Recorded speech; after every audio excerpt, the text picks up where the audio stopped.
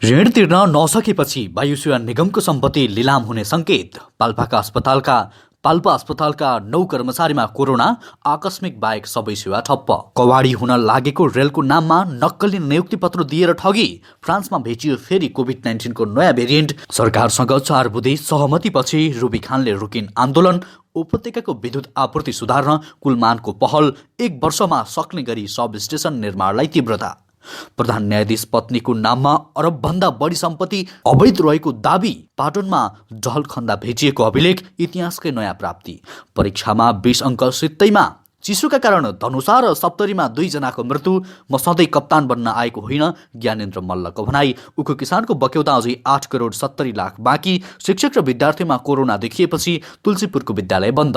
धनकुटामा बौला कुकुर आतंक। एकै दिन 12 जना घाइते। दिल्लीमा ओमिक्रोन बढेसँगै गड्डा चौकी नाकामा परीक्षण तीव्र। भारतबाट मल ल्याउने सम्झौता हुँदै। सरकारी नियमन बाहिर राइड सेयरिङ। बेलायतमा एकै दिन 2 लाखभन्दा बढी संक्रमित। स्वास्थ्य क्षेत्र सङ्कटमा। नारायण प्रकरणबारे योगेश भट्टराईको टिप्पणी। मेरो लिखित निर्देश पत्र सार्वजनिक गर्न चुनौती दिन्छु। सुनचाँदीको मूल्य बढ्यो, यस्तो छ बजार भाउ। फेरि भारी वर्षा र हिमपातको सम्भावना लगायतका आज दिनभरका केही महत्त्वपूर्ण समाचारहरू आजको यस भिडियोमा।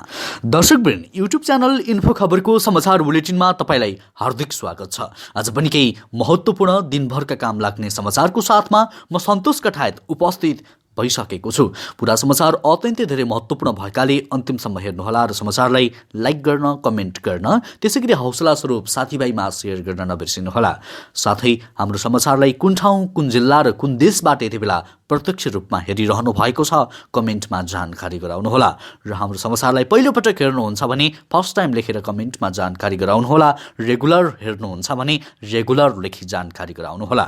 र सदैव ताजा र सत्य समाचार हेर्नको लागि हाम्रो युट्युब च्यानल इन्फो खबरलाई अहिले नै सब्सक्राइब गरी सँगै आउने बेल आइकनलाई पनि प्रेस गर्नुहोला। आउनु समाचारको सुरुमा कर्मचारीमा कोरोना देखिएको प्रसङ्ग। जिल्ला अस्पताल पाल्पामा आकस्मिक बाहेकको सबै सेवा बन्द भएको छ।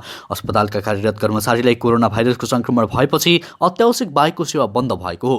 निमित्त मेडिकल सुपरिन्टेन्डेन्ट सहित 10 कर्मचारीको PCR परीक्षण गर्दा 9 जनामा कोरोना संक्रमण देखिएपछि अस्पताल विकास समितिका अध्यक्ष नेत्र प्रसाद पाण्डेले मेडिकल बन्द भएको हामीलाई जानकारी दिएका छन्। अस्पतालले सूचना जारी गर्दै सुत्केरी सेवा, ल्याब, सुरक्षित गर्भपर्तन र सिफारिस बाहेकका सबै सेवा पूर्ण रूपमा बन्द गरिएको जनाएको छ। मेसुसहित 6 मेडिकल अधिकृत, 1 डेन्टल सर्जन, 1 पारामेडिक्स र 1 ल्याब टेक्निसियनमा कोरोना पुष्टि भएको हो। उनीहरू सबै आइसोलेसन बस्नु परेकाले सेवा ठप्प गरिएको पाण्डेले हामीलाई जानकारी दिएका छन्। त्यसैगरी अब कुलमान घिसिङको प्रसङ्ग। नेपाल विद्युत प्राधिकरणले काठमाडौँ उपत्यकाको विद्युत प्रसारण तथा वितरण प्रणाली सुधारका लागि निर्माणाधीन आयोजनाहरू जतिसक्दो छिटो सम्पन्न गर्न पहल सुरु गरेको जानकारी गराएका छन्। काठमाडौँ उपत्यका सहितको विद्युतको माग, धान्न र आपूर्तिलाई भरपर्दो तथा गुणस्तरीय बनाउन प्राधिकरणले निर्माणाधीन आयोजनाहरू 1 वर्षभित्रै सम्पन्न गर्ने लक्ष्यका साथ काम अगाडि बढाएको बताएका छन्। काठमाडौँ उपत्यकाको विद्युत आपूर्तिलाई भरपर्दो, गुणस्तरीय र आधुनिक बनाउन नयाँ सब स्टेसन निर्माण, सञ्चालनमा रहेका सब स्टेसनलाई स्वचालित बनाउने, विद्युत तारलाई भूमिगत बनाउने तथा नयाँ फिडर ट्रान्सफर्मर थप्ने तथा सुदृढीकरण गर्ने लगायतका आयोजनाहरू सञ्चालित रहेका छन्। दर्शकवृन्द, तपाईको गाउँठाउँ अनि सहर बजारमा कतिको बत्ती काटिने गर्दछ? तपाईलाई कुलमान घिसिङलाई तपाईको सन्देश के हुन्छ? कृपया कमेन्ट बक्समा लेख्नुहोला। त्यसैगरी अब अर्को समाचार। फ्रान्समा कोभिड-19 को नयाँ भेरिएन्ट फेला परेको छ। फ्रान्सका वैज्ञानिकहरूले केही समय अघि मार्सलेस क्षेत्रमा कोभिड-19 को नयाँ भेरिएन्ट फेला पारेका हुन्। मेडिटेरानी इन्फेक्सन युनिभर्सिटी हस्पिटल इन्स्टिच्युटका अनुसन्धानकर्ताले पहिचान गरेको हुँदा नयाँ भेरिएन्टको नाम समेत IHU वा B16.2 राखिएको बताइएको छ। हालसम्म 12 जनामा IHU भेरिएन्टको संक्रमण पुष्टि भएको छ र संक्रमितहरूमध्ये कतिपयलाई अस्पताल भर्ना गरिएको NZ Herald.com मा उल्लेख गरिएको छ। समाचारका अनुसार अफ्रिकी मुलुकका क्यामरुनबाट भएको यात्रासँग IHU भेरिएन्ट जोडिएको विश्वास गरिएको छ। 46 पटक म्युटेसन भइसकेको हुँदा यो भेरिएन्टले कोभिड-19 का विद्यमान खोप छल्न सक्ने भन्दै विज्ञहरूले चिन्ता समेत व्यक्त गरेका छन्। त्यसैगरी अब परीक्षाको प्रसङ्ग। टेलिस्कोप बिग्रिएपछि वाल्मीकि विद्यापीठका विद्यार्थीहरूलाई प्रयोगात्मक परीक्षा नलिइकनै अङ्क प्रदान गर्ने गरिएको छ। स्नातक र स्नातकोत्तर तहमा खगोल ज्योतिष विषयका विद्यार्थीले वेधशालामा रहेको टेलिस्कोप प्रयोग गर्न पाउँदैनन्, तर वार्षिक परीक्षामा 20 अङ्क सित्तैमा पाउने गरेका छन्। विद्यापीठका खगोल ज्योतिष विषयका डिग्री सह प्राध्यापक जयन्त आचार्यले विद्यार्थीलाई टेलिस्कोपको प्रयोग गर्न लगाई प्रयोगात्मक परीक्षा लिनुपर्नेमा कहिल्यै पनि त्यस्तो अवसर प्राप्त हुन नसकेको गुनासो समेत व्यक्त गरेका छन्। त्यसैगरी अब अर्को प्रसङ्ग। प्रधान न्यायाधीश चोलेन्द्र शमशेर जबराका परिवार र अन्य आफन्तको सम्पत्ति छानबिन गर्न माग गर्दै सम्पत्ति शुद्धिकरण अनुसन्धान विभागमा निवेदन दिएका डाक्टर गोविन्द केसीले यसै विषयमा अर्को उजुरी हालेका छन्। बृहत नागरिक आन्दोलनका तर्फबाट डाक्टर केसीले हिजो मङ्गलबार पूरक निवेदन दिएका हुन्, जसमा उनले प्रधान न्यायाधीश जबराकी पत्नी रेजी राणा छेत्रीका नाममा अवैध स्रोतबाट आर्जित 1 अरबभन्दा बढीको सम्पत्ति रहेको दावी गर्दै छानबिन गर्न विभागसँग आग्रह गरेका छन्। त्यसैगरी अब अर्को प्रसङ्ग। समयमै ऋण तिर्न नसकेपछि नेपाल वायुसेना निगमको सम्पत्ति लिलामी हुने सङ्केत देखिएको छ। सरकार जमानतमा बसेर 6 वर्ष अघि नागरिक लगानी कोष र सञ्चय कोषबाट ऋण लिए पनि समयमै ऋण तथा किस्ता नतिर्दा वायुसेवा निगमको सम्पत्ति लिलामी हुने सङ्केत देखिएको हो। निगमले 2075 सालदेखि लगानी कोष र सञ्चय कोषबाट लिएको ऋणको किस्ता ब्याज कुनै बुझाएको छैन। ऋण तिर्नका लागि निगम व्यवस्थापनलाई दुई निकायले बारम्बार ताकेता गरे पनि निगमले चासो देखाएको छैन।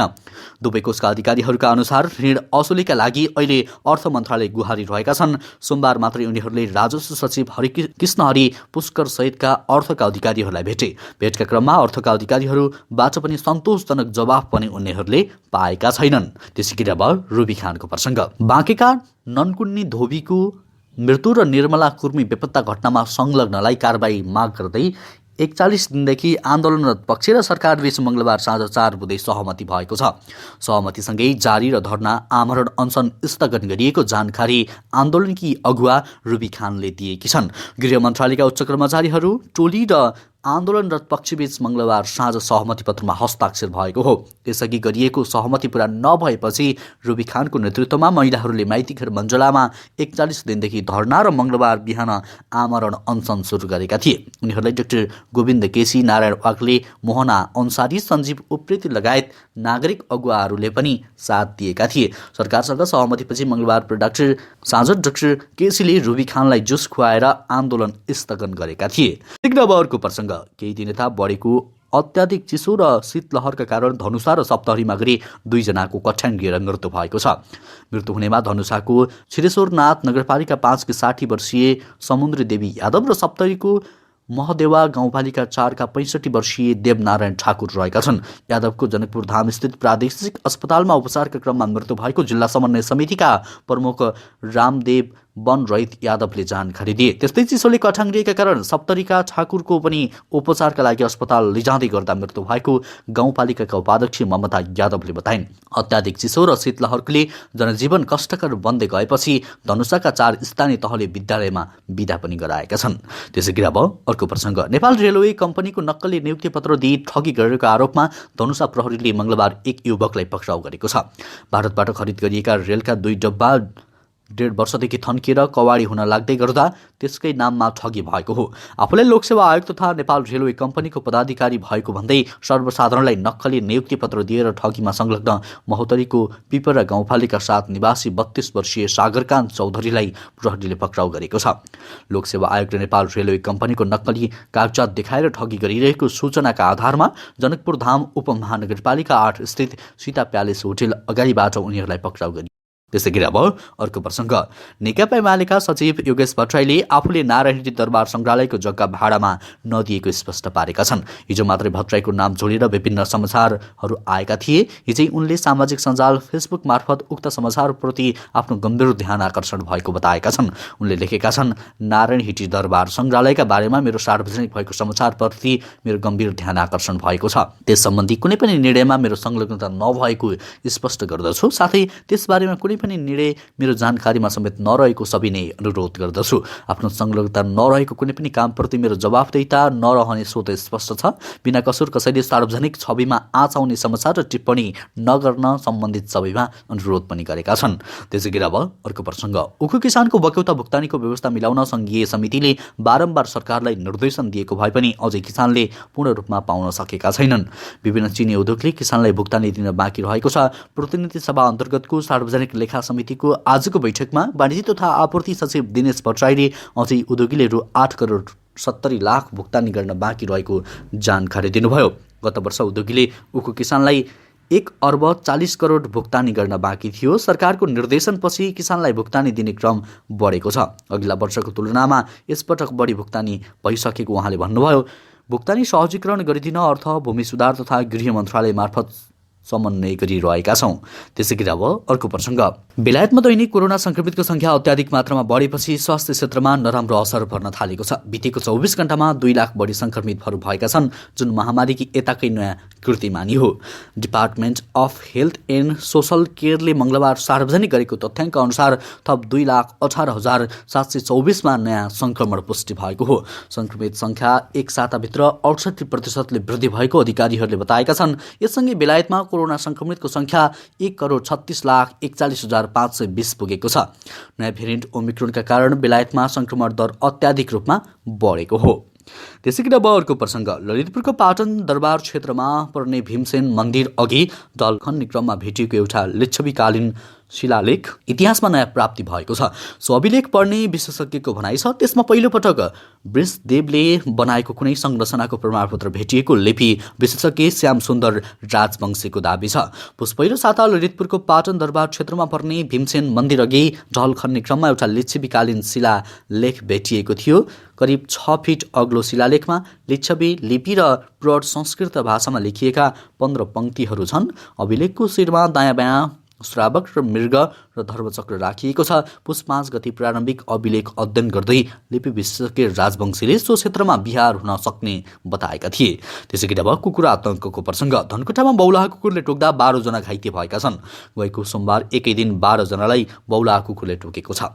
घाइते सबैको जिल्ला अस्पतालमा उपचार भइरहेको छ। घाइते मध्ये 2 जनाको अवस्था गम्भीर रहेको अस्पतालका सूचना अधिकारी राजन पोखरेलले हामीलाई जानकारी दिए। घाइते मध्ये 1 नाबालक र 90 वर्षीय वृद्धलाई थप उपचारका लागि धरानस्थित बीपी कोइराला स्वास्थ्य विज्ञान प्रतिष्ठान रिफर गरिएको पोखरेलले बताएका छन्। बौलाहा कुकुरबाट धनकुटा नगरपालिका 5, 6 र 7 वडा सबैभन्दा बढी प्रभावित छ। स्थानीयवासीले बौलाहा कुकुर मार्न धनकुटा नगरपालिकालाई आग्रह गरेका छन्। त्यसैगरी अब अर्को प्रसङ्ग। कृषि तथा पशुपन्छी विकास मन्त्रालयले G2G मार्फत भारतबाट रासायनिक मल खरिद गर्ने भएको छ। मल खरिदका लागि 2 देशबीच हुने सम्झौताको मस्यौदा तयार भइसकेको छ। भारतले पनि आफ्नो तर्फबाट सम्झौताको मस्यौदा नेपाल पठाइसकेको छ। सो मस्यौदाबारे मन्त्री परिषदले निर्णय गरेपछि द्विपक्षीय सम्झौता पत्रमा हस्ताक्षर हुने कृषि मन्त्री महेन्द्र राय यादवका निजी सचिवालयले हामीलाई जानकारी दिएको छ। 5 वर्षका लागि सम्झौता हुन लागेको हो। सम्झौता भएपछि सुरुको वर्षमा 1,50,000 मेट्रिक टन मल खरिद गर्ने, त्यसपछि प्रत्येक वर्ष 10% वृद्धि गर्दै लैजाने सहमति हुन लागेको बताइएको छ। त्यसैगरी अब अर्को समाचार। कञ्चनपुरको सीमा नाकामा ओमिक्रोनको सङ्क्रमण न्यूनीकरणका लागि पहल थालिएको छ। कञ्चनपुरको पश्चिमी नाका गड्डा चौकीबाट दिल्ली 352 किलोमिटरको दूरीमा छ, जहाँ तीव्र रूपमा ओमिक्रोन सङ्क्रमित देखिँदा सुदूरपश्चिम प्रदेश र यहाँका जिल्ला स्वास्थ्य कार्यालय भारतबाट स्वदेश फर्किनेलाई एन्टिजेन टेस्टका साथै कोरोना विरुद्धको खोप अभियान तीव्र रूपमा अघि बढाइएको छ। स्वास्थ्य कार्यालय कञ्चनपुरका प्रमुख शिवराज सुनारले ओमिक्रोनको उच्च जोखिममा कञ्चनपुर रहेको बताउनुभयो। दिल्लीमा सङ्क्रमण बढिरहँदा अरूभन्दा हामी बढी जोखिममा छौँ उहाँले भन्नुभयो। त्यसैले भारतबाट आउनेहरूको कोरोना परीक्षण र खोप लगाउने प्रबन्ध गड्डा चौकी नाकामै मिलाएका छौँ। त्यसैगरी अब अर्को प्रसङ्ग। उपभोक्ता बीच लोकप्रिय बनेको राइड सेयरिङ मोटरसाइकल र ट्याक्सी सेवा राज्यको नियमन तथा नियन्त्रण बाहिर पुगेको छ। नयाँ प्रविधि एप्स मार्फत चल्ने यो सेवा 2074 सालदेखि सञ्चालनमा आएको हो। अहिले यस्तो सेवा दिन टुटल पठाउ लगायतका आधा दर्जनभन्दा धेरै कम्पनी सञ्चालनमा छन्, तर यी कम्पनीहरूलाई अनुगमन गर्ने संयन्त्र राज्यले बनाउन सकेको छैन। नियमनकारी निकायको अभावमा यी सबै कम्पनी आफू खुसी चलेका छन्। यी कम्पनी आफैले भाडा तय गर्दै आएका छन्। मुलुकमा सञ्चालन गर्दै आएका अरू सबै सार्वजनिक सवारी साधनको भाडा दर भने सरकारले तोक्दै आएको छ। त्यसैगरी अब सुन सम्बन्धी जानकारी। नेपाली बजारमा बुधबार सुन चाँदीको मूल्य बढेको छ। नेपाली सुन चाँदी व्यवसायी महासङ्घका अनुसार मंगलबार छापावाला सुन प्रति तोला 92,200 रुपियाँमा कायम भएकोमा बुधबार 600 रुपियाँले बढेर प्रति तोला 92,800 रुपियाँमा कायम भएको हो। बुधबार छापावाला सुन प्रति 10 ग्राम 79,560 रुपियाँ कायम भएको महासङ्घले जनाएको छ। त्यस्तै तेजाबी सुन प्रति तोला 92,300 रुपियाँ कायम भएको छ। त्यस्तै तेजाबी सुन प्रति तोला 10 ग्राम 79,130 रुपियाँमा कायम भएको महासङ्घले जनाएको छ। चाँदीको मूल्य पनि बुधबार तोलामा 10 रुपियाँले बढेको छ। बुधबार चाँदीको मूल्य प्रति तोला 1,260 रुपियाँ कायम भएको छ। त्यसैगरी अब अर्को प्रसङ्ग। पश्चिमी न्यूनचापीय प्रणालीको प्रभावले आज देशभर आंशिकदेखि सामान्य बदली रही सुदूरपश्चिम कर्णाली तथा गण्डकी प्रदेशका उच्च पहाडी तथा हिमाली भूभागमा हिमपात तथा केही ठाउँमा वर्षाको सम्भावना रहेको छ। उच्च प्रणालीको प्रभाव आगामी शनिबारसम्म कायम रहने जल तथा मौसम विज्ञान विभागका मौसमविद समीर श्रेष्ठले हामीलाई जानकारी दिनुभयो। यो मौसमी प्रणालीका कारण हवाई क्षेत्र, पर्वतारोहण, कृषि, यातायात लगायत दैनिक जनजीवनमा समेत असर पर्न सक्ने देखिएकाले चिसोबाट बस्न र हिमपातबाट हुन सक्ने प्रभावित जोखिम आवश्यक सतर्कता अपनाउन मौसम पूर्वानुमान महाशाखाले सबैमा अनुरोध समेत गरेको छ। हवस् त दर्शकवृन्द, अहिलेलाई केही महत्त्वपूर्ण र काम लाग्ने समाचारको सिलसिला यति नै। हरेक दिन बिहानै ताजा र सत्य समाचार हेर्नको लागि हाम्रो युट्युब च्यानललाई सब्स्क्राइब गर्नुहोला। हवस् त अहिलेलाई भने म लगायत हाम्रो सम्पूर्ण टिमलाई बिदा दिनुहोस्। तपाईँको बाँकी पल शुभ अनि रमाइलो बितोस्।